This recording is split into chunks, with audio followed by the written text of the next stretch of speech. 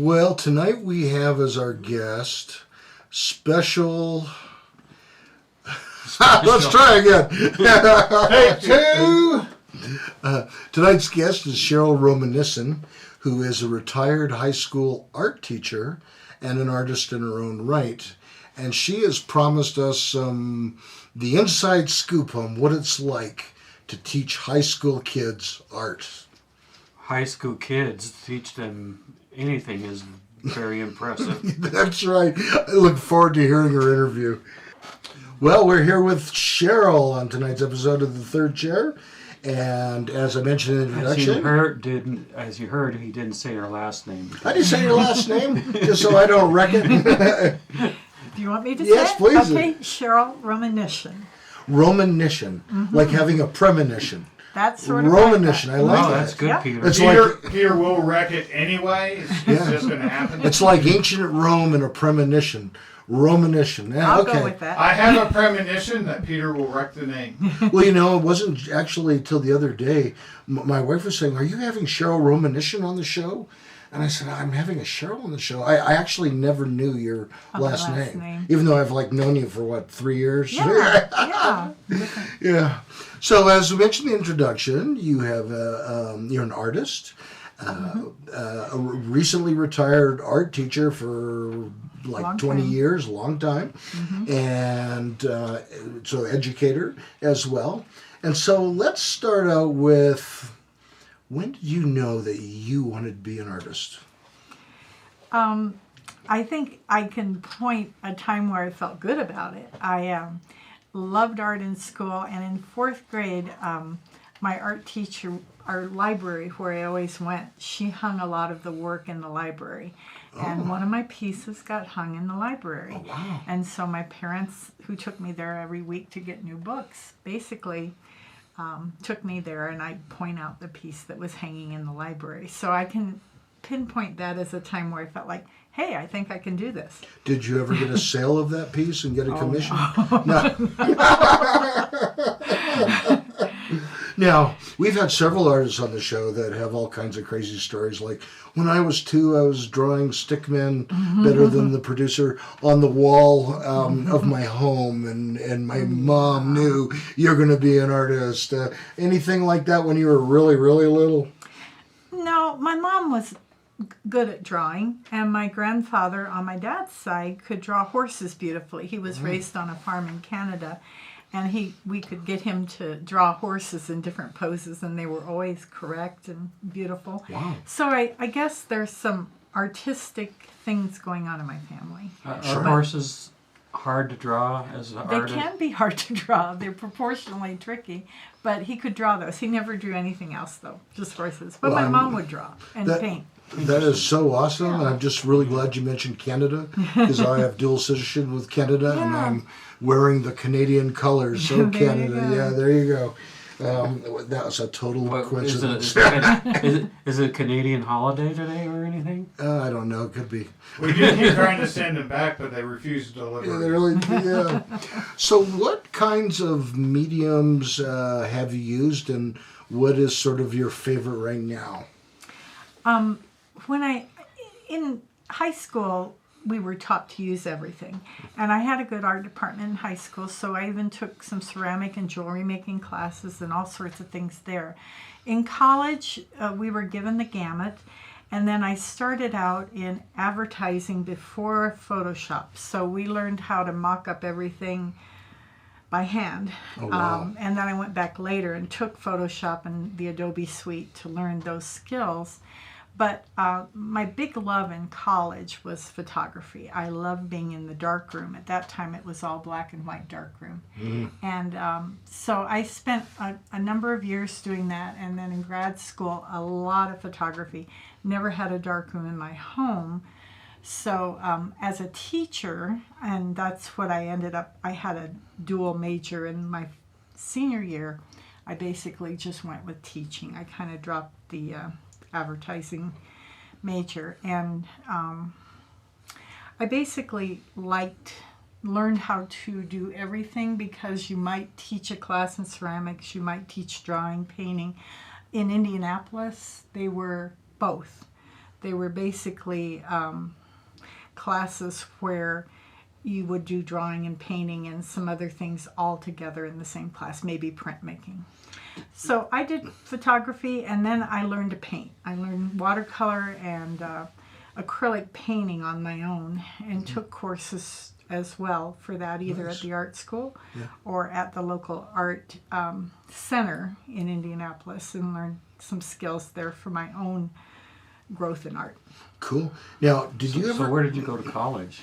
I went to Heron School of Art, which was part of IUPUI.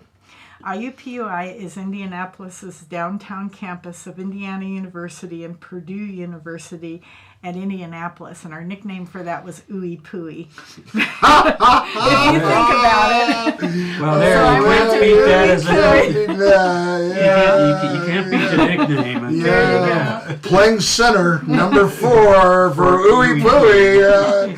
You didn't have sports teams, did you? Or Ooey Pooey, did you have sports teams? They did play some basketball and things down there. Oh, there you go. My degree came from IU. My sister went to that school later, and because she got a degree in business, hers came from Purdue.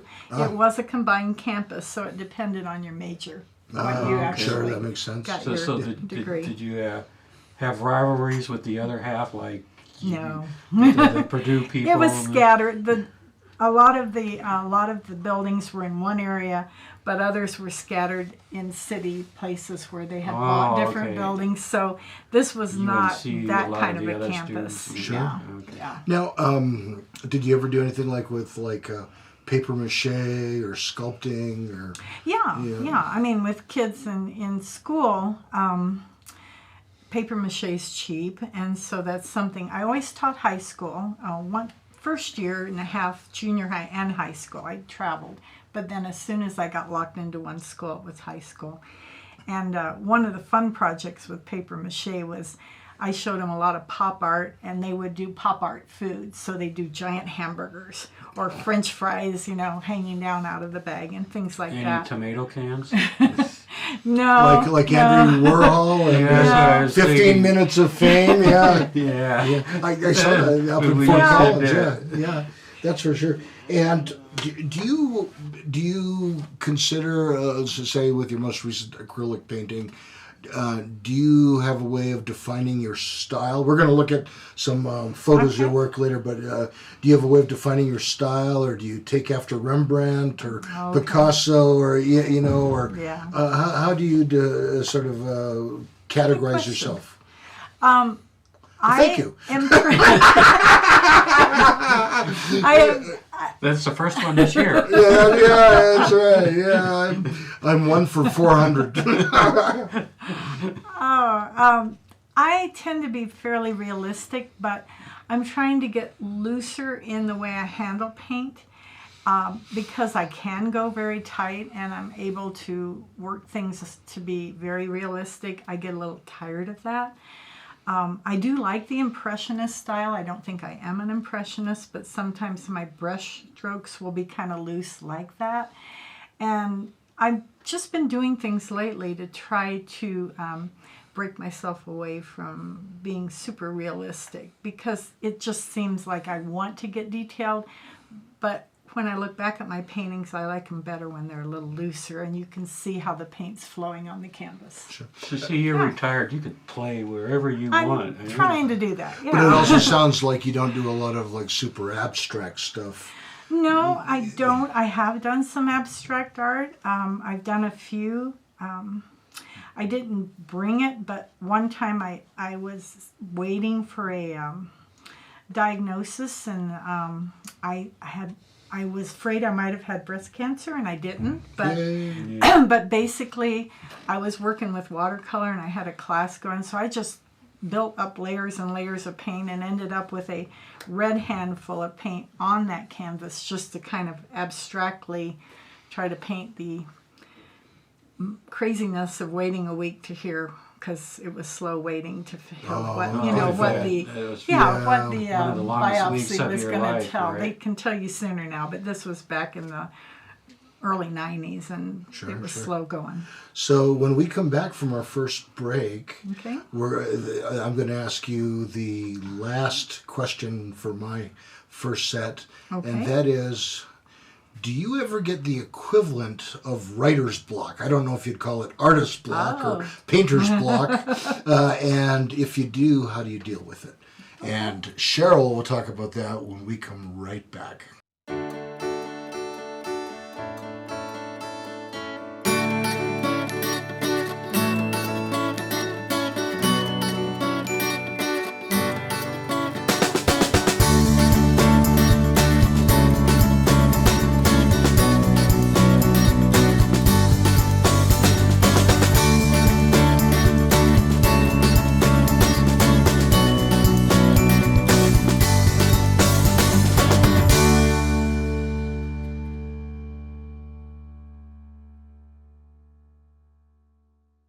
Welcome back to the third chair. I'm Peter. We have Doug and our special guest Cheryl here is with us. And when we left off in the last segment, I asked the question, do you get the equivalent of writer's block, or I don't know, you call it painter's block, or drawer's block, or track starting block? And so Track starting block. do you They call that the yips. Yeah, Second baseman, sometimes they can't throw it to first. Yeah, And they're major league players sometimes, and the ball goes rolling up, and you're kind of like, It doesn't take long for us to just go off the rails. yeah, all the time. And so we'll throw that question in your lap. What do you think? Yes, I think I tend to paint, if I get going on painting, now that I am retired, it used to be on breaks, like Christmas break I do a painting or two, summer I do a lot because they coincided with when I had more time. And once in a while I'd paint in the evenings if something was going on, and work on a painting longer term. But now I think I'll do a bunch of paintings at once, like I'll get started on some ideas and start having fun with it, and I might end up doing maybe 5, 7, 10 paintings in a 2 to 3 week period. Wow. And well, I'm not painting real big, so they could just take a day to do sometimes. And then I'll kind of maybe run out of steam for a while, and I'll have to get a new idea. And I think traveling and taking photos and then looking through my photos kind of energizes me to paint it again. I paint a lot of outside things.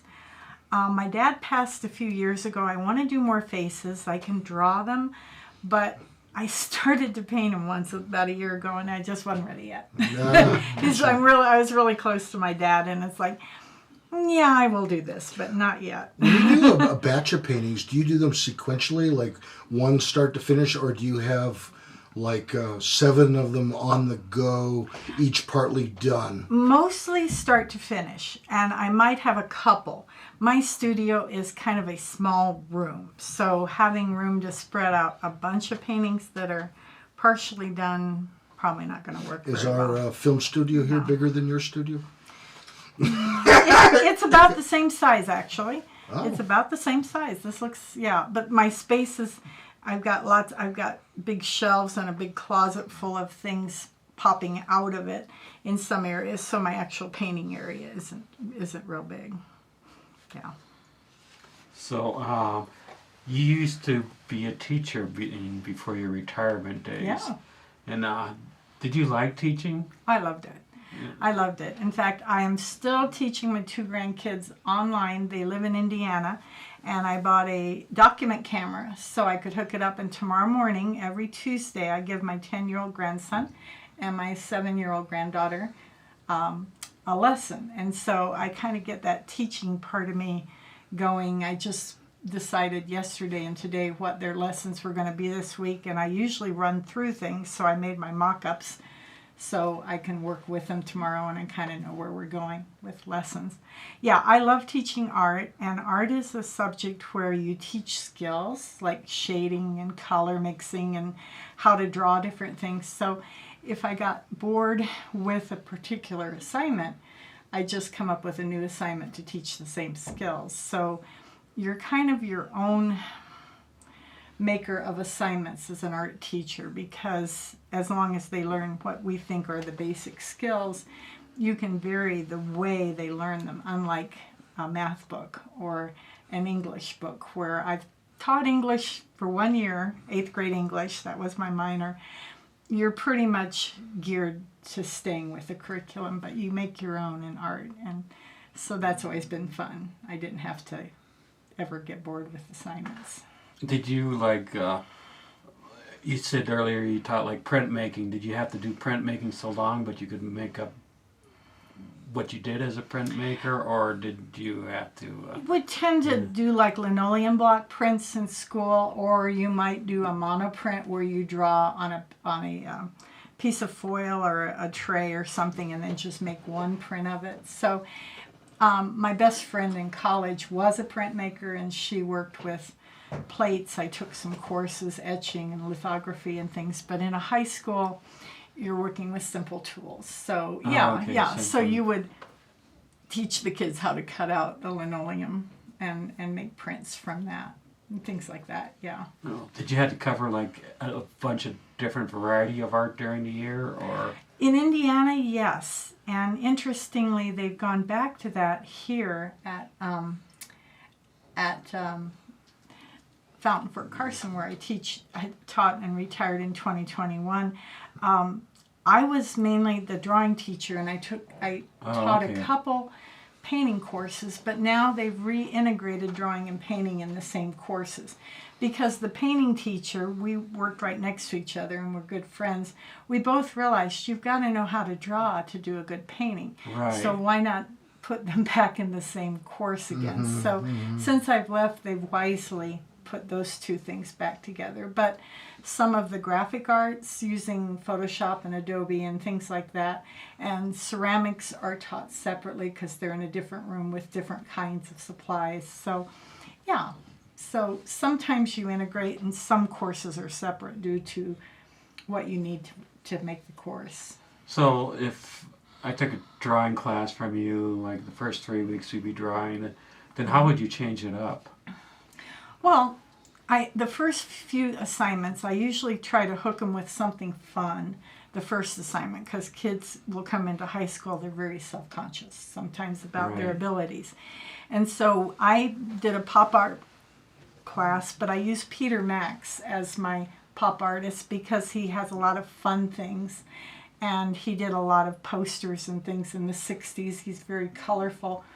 So we'd learn a few basic skills, but they thought about their own culture and what's popular today, and then they can pretty much draw anything into this pop art, and we work with colored pencils and making it very colorful, and they have to color the whole page, just 9 by 12, but the whole page with their design after they make sketches.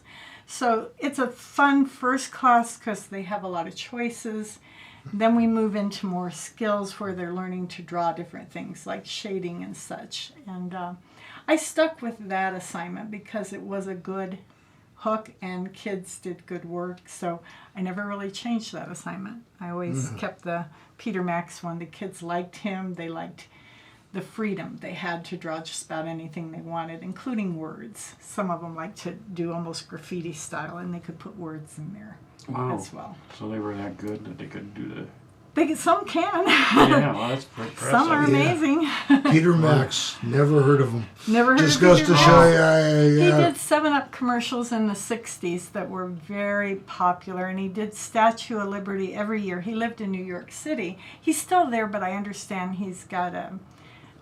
he must be pretty old. He is older now. Doug, you saw some of his stuff on the cruise ship. His son, I understand, is selling that now on cruise ships. Well, but he is kind of losing his. Yes. That sells But I it. think He they also- work with his son, He yeah. also painted some cruise ships. He He might- painted some ships for Norwegian. He might have. He did paint an airplane years ago. He did the design for the airplane, and then they painted it. He was pretty big in the 60s and 70s. Did he do that 7-Up, the Uncola commercial? He did a commercial like that. It was very it looked like something out of the 60s. It looked like what you'd see. He did not do the Yellow Submarine, but it was that style. And so people get him mixed up with the people who did the Yellow Submarine stuff. But it was that kind of style, that Sounds very kinda funky cool. stuff. Yep, Peter Max. I remember him. I mean, it's not one that pops in my mind. Not right personally, away. I don't. No. We didn't have coffee together. I don't think. No. But I was just remember he's been around for a long time. But, He's a little more light than going into Andy Warhol, who Yeah, I is know him. interesting, but the other teacher in painting, she focused on him for her pop art assignments, so I think we were teaching. If kids have both their and classes, he's a little more complex. they're learning isn't he? a little different stuff. Well, he was certainly interesting, wasn't he? If you get into his lifestyle and his parties and such. Okay, we're going to talk more about teaching art after this brief break.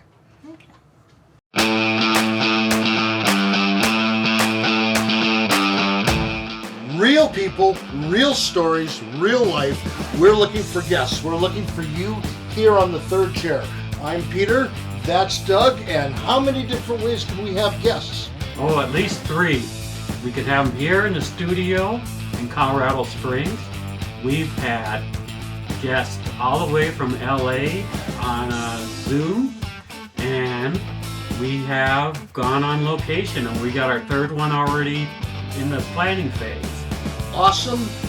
Send us an email and we'll get you on the show.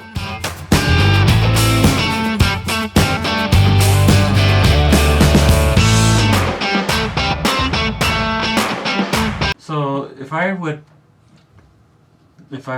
just went to examine your class that you had, and I walked in halfway, what would I see? Gee, I don't know. You would see some kids working hard on their drawings. You'd see a few kids milling around. You'd probably see a few kids sneaking looks at their phone because it's everywhere. I mean, they never can let their phones go anymore, you know. But Were you allowed to take their phones away? Because that's what they did in the old days. you can if you want to cause something where that kid will probably get up and walk to the dean's office rather than give it to you, because some kids are very, very angry about anyone taking their phone. Be more likely just tell them turn it over and leave it alone and not make an issue of it unless they're going to Okay. spend the whole time. It's like, because it could blow up quickly. In general, I give the instructions the first 10 minutes or so of a 53-minute class. And then it's a studio period, and remind them the last 5 to 8 minutes, if we're painting 8 minutes, if we're just drawing 5, that it's about time to clean up so they can clear their area. So if you came in halfway through, hopefully kids would be working. I would probably be walking around because I try to see every kid every day. I had up to 32 in a class. It didn't always happen. Some classes were a little smaller, but I would be going around, milling around most of the period, talking individually to kids. And that's probably what you'd see. So in 7th grade, I was in the 7th grade, and I took art because it was required. Mm-hmm. so the whole class would walk in there, and he said to keep you calm after he gave his brief thing, and then we would draw for the rest of the class. Mm-hmm. And because this was all drawing class, he would let us put on any music. Except for Jeremiah was a bullfrog, because he said that one. Three Dog Night. Yeah. 3 Dog Night. That just shows how old I am. Uh-huh. That's funny because that's one of the few concerts in Indiana that I went with a guy to see one time. I love was 3 Three Dog, Dog Night. I went love to 3 see Dog them. Night, but did you have anything like music or stuff like that? I in the have classroom? Pandora. I have 50 stations on my Pandora station and some decent speakers. And the kids, I didn't allow them to pick the music because a lot of music you can't play because of what the words are going to say. But nowadays that's true. they could tell me artists they like, and I might listen to it on my own and then throw it into a station if I thought it was going to be safe. And so, yeah, music would be playing. We had slightly open classrooms. I had a big wall between my room and the painting room, but there was a stairwell without a wall, and the downstairs classes there.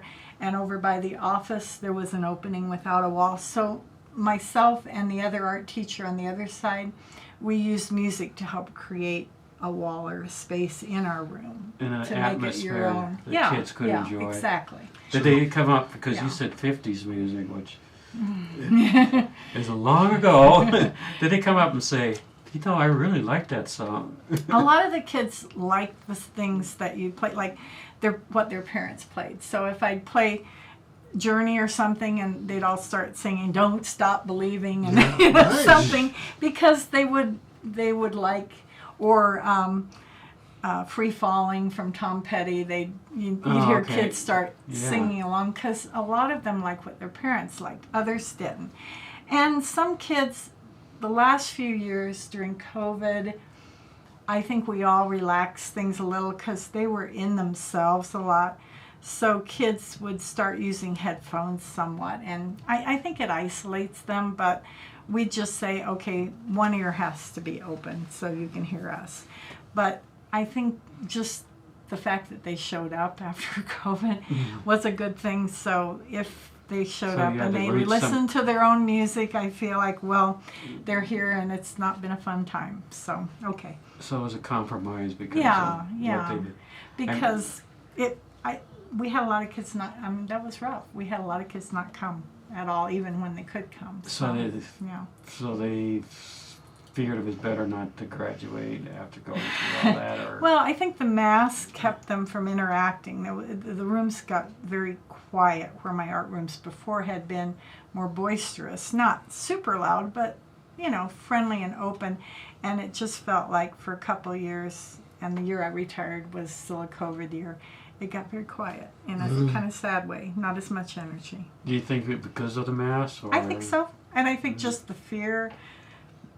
You came, then you after Thanksgiving that year, you had to stay home till Christmas. I never saw those kids again, and I have semester classes, so now I'm giving them the grade based on what they do at home. Some never showed up to the online classes. So it's and then- kind of tough to grade those Yeah, kids. and then the next kids, we waited a couple weeks into January, started them online, and then they come, and they came every other day, so there's not as much energy. Finally, in April, everybody could be back in your class again, when they'd had more people vaccinated and such. And so from April till May, it felt more like a normal school year, but kids were still quiet and they still wore masks. So One of the things Yeah. they probably didn't know is each other as well, because they've been home. yeah, you didn't know each other as well. And a half a class doesn't have as much energy. Maybe you should have 15 or 16 people in that room at a time. In general, if you had 12 to 13 in a big room, that was your average, because kids wouldn't always come. So it's more of a kind of a feel instead of a energy. Well, it seems to me it's not just the mask. It's also, people weren't allowed to shake hands or give each other a hug. There's a lot they of kind of have high to come school. in my room first period. I'm sitting there with one of those. I have to take their temperature. Everybody who comes in first hour. I mean, I'm saying hi and sorry, hi, and I'm putting this thing next to their forehead. Go home. Yeah.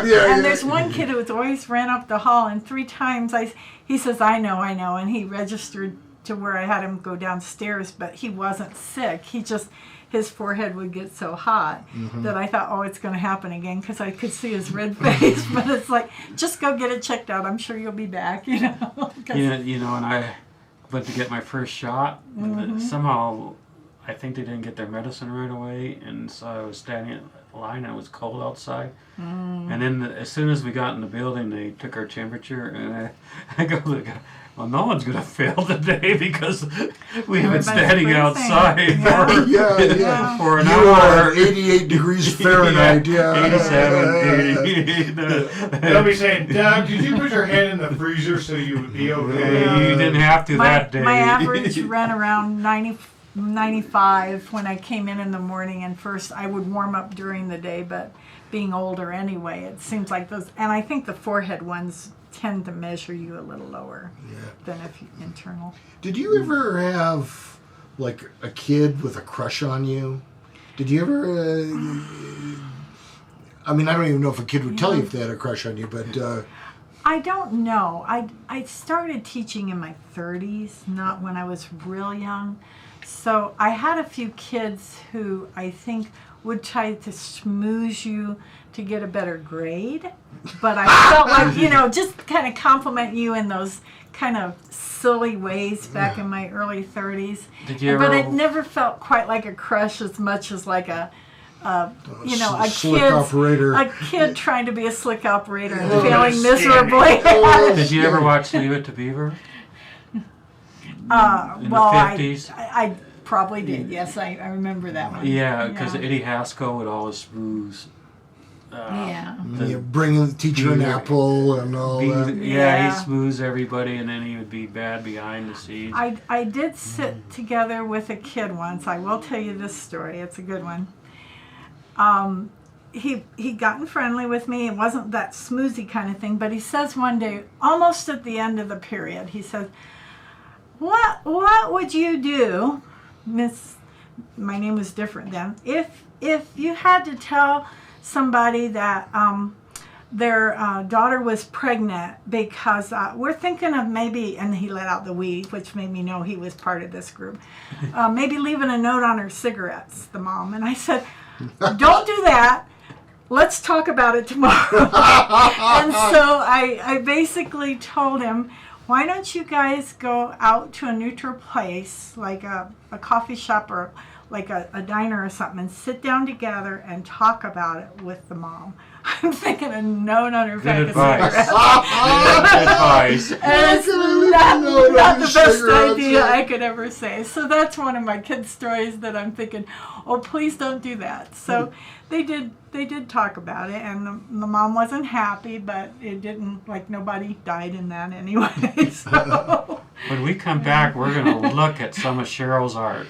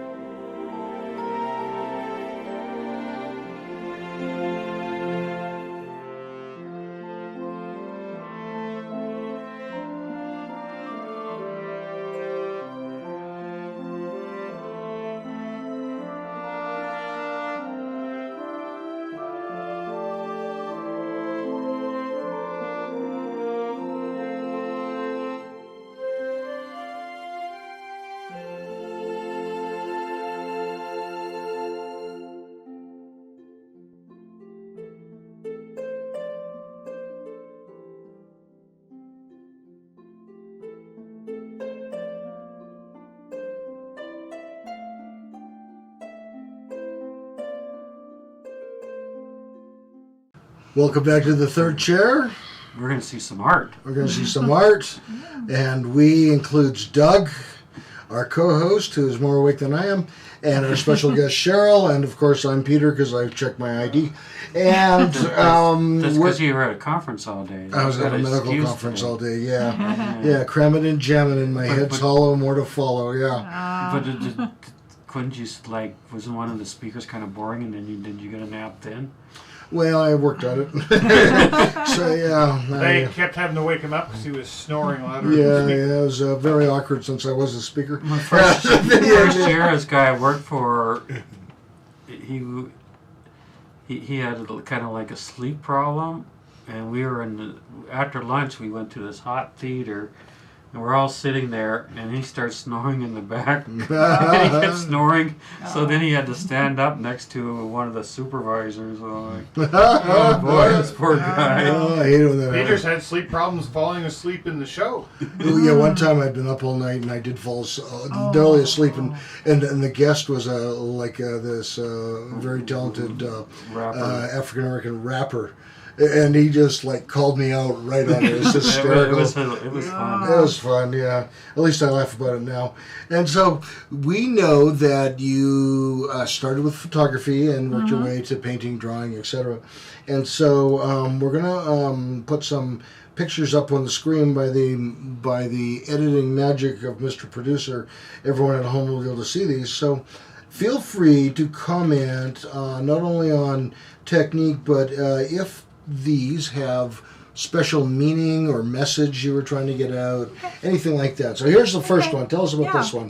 Well, I turned 70 this year in November, and my husband asked me, what would you like for your birthday? And I wanted to take a trip back to see my kids in Indiana. I didn't want to really think about turning 70. I just wanted to go have fun. So one place we went all the time, this is the Dune State Park area up in it's Lake Michigan in northern Indiana, and I went there as a kid. And so my husband and I hiked on one of the trails until we got to the seashore, and then we hiked back. And he loves to find shells, so while he's shell hunting, I'm getting down on my knees. This is a shot where I'm down low on my knees, getting a ridge of sand and playing with the shadows. And because it's about the shadow and leading your eye around the place I like to walk around the dunes, it's just kind of guiding your eye where you could take a walk around the edge. I got down low for that low viewpoint, and I made it black and white rather than color because it's all about the light and shadow, which really, honestly, photography is about light anyway. And I just like the texture of the sand. And it's a place that means a lot to me because I would say every other year, if not every year for a while, we were going there for our summer vacation. Well, now, did you say there was seashells at the freshwater lake? Yeah, I didn't know there's seashells. There's freshwater shells. Yeah, there's shells and stones. Not too many shells, but stones and shells. Yeah, there are a few. Yeah, small ones, tiny shells. Yeah. Yeah, I that has sort of a feel of like a three-dimensional depth to it as well. I got really close to that shadow. It's not that high off the ground. It's probably like 8 or 9 inches up, but you know the waves had cut into it. So you use a special camera or no? We were just hiking, so this was just my iPhone camera. But nice, I just turned it black and white. All right, this one is really I find interesting and colorful. This is another photograph. We are calling number 2. Okay. And tell us about this one. Well, we love to travel. You're going to get this from looking at all these and me talking about them on my trips too. For Thanksgiving this year, we went down to Santa Fe and then Taos, and we went to the History Museum. Some of your audience may have been there in Santa Fe, and they have these big ancient trees in the courtyard behind the oldest building in the Santa Fe Square next to the History Museum. And I just like trees a lot, and this was a tall tree, so getting right up next to a tree and looking up into it is a fun way to take a picture of a tree. You create an interesting perspective of the tree itself by doing that. So I like that because of the big ancient tree and all the texture, and it just leads your eye right up the tree. I like to work with lines that lead the eye into the photograph. Oh, wow. I love this one too because when I was a kid, we went to the redwoods in California, and I remember looking at a tree like this at this angle, and then it just reminded me of that, and it really capture like the tree is so big, and I'm like a little kid looking at it. It's not a redwood, but it is a tall tree. You know, the way you did this photograph, it sort of leaves the impression like this thing's like 200 feet tall. I assume it wasn't that big, but it's a good sized tree. It's not that big, but it is. Trees, it is I've a been big tree, and Fe, they are ancient. I think in that courtyard behind the main pretty square. Big trees. They're not as big as a redwood. No, but they're big trees. They're good ones. I'm just really surprised that there's trees in New Mexico. I always pictured it as mainly desert, although I know they've got some mountains area too. Well, Santa Fe's fairly high. Yeah, it is. It's about the same elevation as us. It's close. Yeah, it's pretty high. I think and then once in a while, they get snow there. They do. Because we have friends that live there. They do.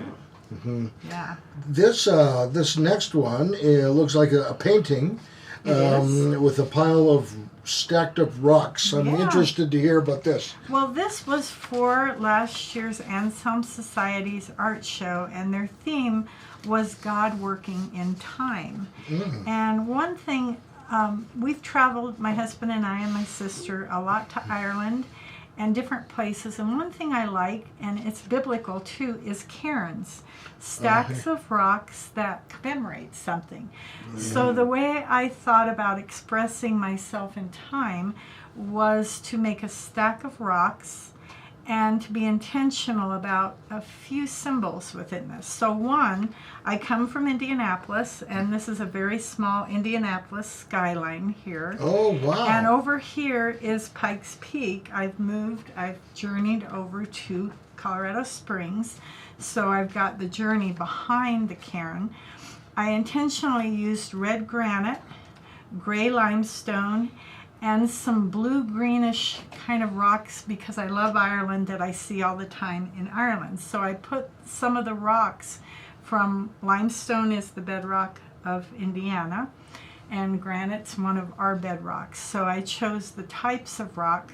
And the shale is also kind of like in Indiana, but you'll find it around here too.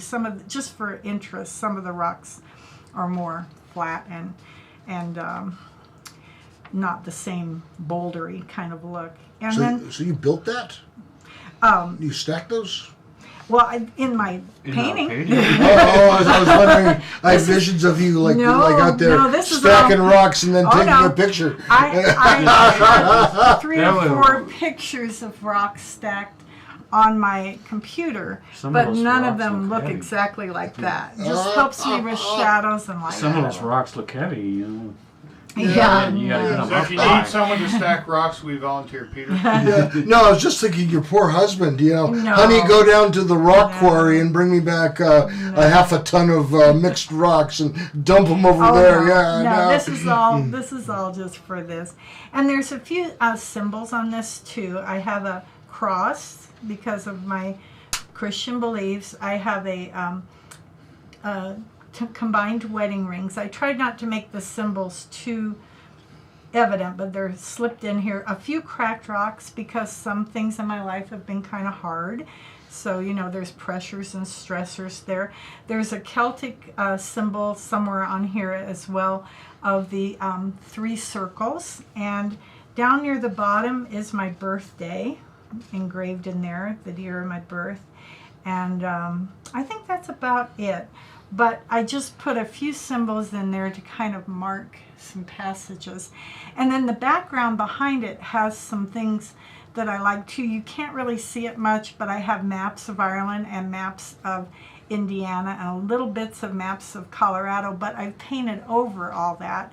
It's mixed media, so they're just barely peeking through. You really can't see them much, but they're underneath that kind of blue sky paint, and they give a texture and they help free up the background. And so really neat. This is probably my most symbolic painting you're looking at. I was going to say the detail and the planning in that's totally amazing.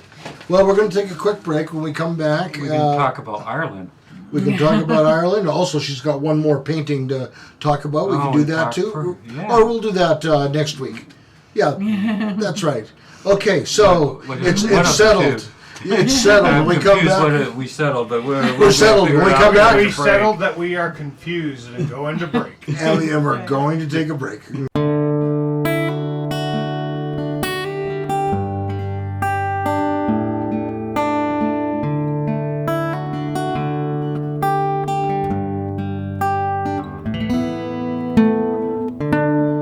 Hi, I'm Peter from Pikes Peak Recovery Coaching, and as you know, I do help people with drug and alcohol recovery issues. I love to help people get better, but I also offer a variety of other services, including regular life coaching services. I've helped several people write and finish a book. I've helped a doctor that was in medical school graduate and then get into a residency.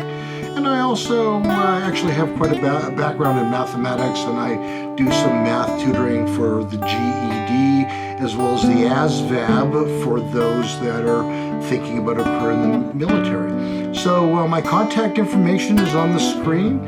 please send me an email or a text, and we can talk about some of these services and how I can help.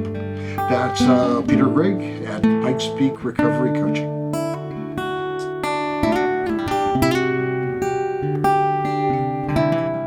Welcome back to the third chair. I'm Doug, and this is Peter. Peter's in his caveman mode. He must be getting tired because it's towards the end of the show. And we have Cheryl here. Hi. And she, before breaks, you were talking about going to Ireland. And you've been a few times? I have. I've been 3 times with my husband Dan and my sister, who likes to be our driver. So I gotta give thank her goodness kudos for that, because you you drive on the other yeah. side. And then years ago in '03, my daughter had a semester in Ireland with Taylor University, fell in love with the place, and went back and got married there. So my first trip over was for her wedding. So we had a destination wedding, and now I've been 3 more times, so 4 times total to Ireland. Wow. So what's your favorite thing in Ireland, or part of Ireland? Getting the far out places, like C.S. Lewis likes True North. So I like to be out on the ends of things. So this last trip we went to Mallin's Head, which is the northernmost spot in Ireland. And there's some spits of land that stick out into the sea. They also happen to film part of the scenes from The Last Jedi on that with one of his spaceships. So they mocked it up and they put it there. So the locals had lots of stories, and in the local bar where they had the northernmost bar in Ireland, they had pictures of Mark Hamill hugging the bartenders and such because he liked that bar. So I like to hike around. We like to take hikes, and I've taken some ferry rides, different places. But the Cliffs of Moher would be like that. Oh, yeah, I love those. The Ring of Kerry has some spits on a different trip that stick out into the sea. And again, there's a place called Skellig Michael's Island where they filmed, if you remember with Mark Hamill, there's this island where these rocks just go up, and it's an old monastery rocks, this island, and they did film some of the Star Wars on that island too. Oh, is that the island he was at? That's the one, yeah. So they did a lot of scenes for that one movie there in Ireland. And this time we went to Belfast too, and the Queen died while we were there. So we saw King Charles in Belfast, and we were part of the crowds holding up our phones trying to get a picture. It was kind of moving because they started singing. They shouted "Long live the King" and started singing their song, and I thought, oh, we don't have a king, and it feels different, you know. And so this time we went to Northern Ireland and saw. The Queen died the 3rd day we were there, and so it was kind of walking through history this time. Wow, interesting. In September. Did you know Cliffs of Moher, they were in The Princess Bride? I'm not surprised. I didn't know that, but I'm not surprised. Well, They called them the Cliffs of Insanity in the movie. Oh, okay. yeah. All right. Yeah. So Cheryl, if I'm assuming that you do or are willing to talk to people about like commission work. If someone wanted a tree or a bird or whatever. So do you take potentially new clients, and how, if you do, how would you like them to contact you?